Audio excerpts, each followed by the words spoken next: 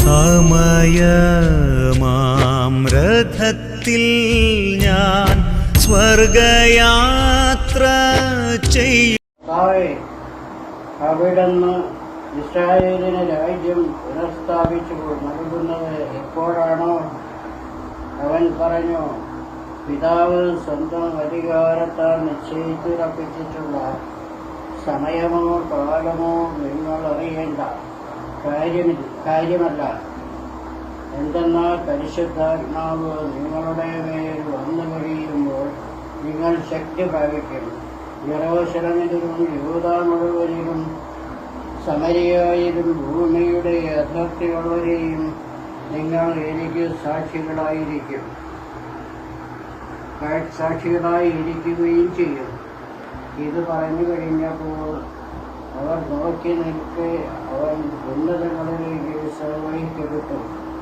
ഒരു മേഘം വന്ന് അവനെ ആകാശത്തിലേക്ക് പോകുന്നത് അവർ നോക്കി നിൽക്കുമ്പോൾ വെള്ളവസ്ത്രം ധരിച്ചു രണ്ടുപേർ അവരുടെ മുൻപിൽ പ്രത്യക്ഷപ്പെട്ടു. പറഞ്ഞു, അല്ലയോ ഗലീലിയരെ, നിങ്ങൾ ആകാശത്തിലേക്ക് നോക്കി നിൽക്കുന്നത് നിങ്ങളിൽ നിന്ന് സ്വർഗത്തിലേക്ക് സംവഹിക്കപ്പെട്ട യേശു സ്വർഗത്തിലേക്ക് പോകുന്നതായി നിങ്ങൾ കണ്ടതുപോലെ തന്നെ തിരിച്ചു വരും. അപ്പോ ആരാ യേശു പോയി കഴിഞ്ഞപ്പോ ശിഷ്യന്മാരുടെ മുമ്പിൽ പ്രത്യക്ഷപ്പെട്ടത് ആരാ? വെളുത്ത വസ്ത്രം ധരിച്ചവര്. അവരാരാ? വെള്ളവസ്ത്രം ധരിച്ച രണ്ടുപേര് കണ്ടു എന്ന് പറഞ്ഞല്ലേ? അതാരാത്? അതും മാലാഖമാരാണ്. ആരാണ്? ദൈവത്തിന്റെ ദൂതന്മാര്. കേട്ടാ? ദൈവദൂതന്മാര് ശിഷ്യന്മാരോട് പറഞ്ഞു,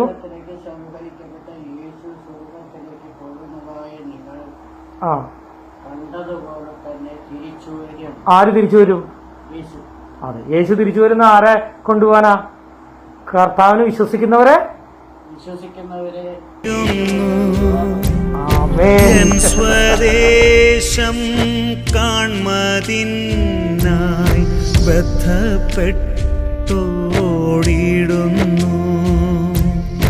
എൻ സ്വദേശം കാൺമതിനായി ബദ്ധപ്പെട്ടോടിടുന്നു.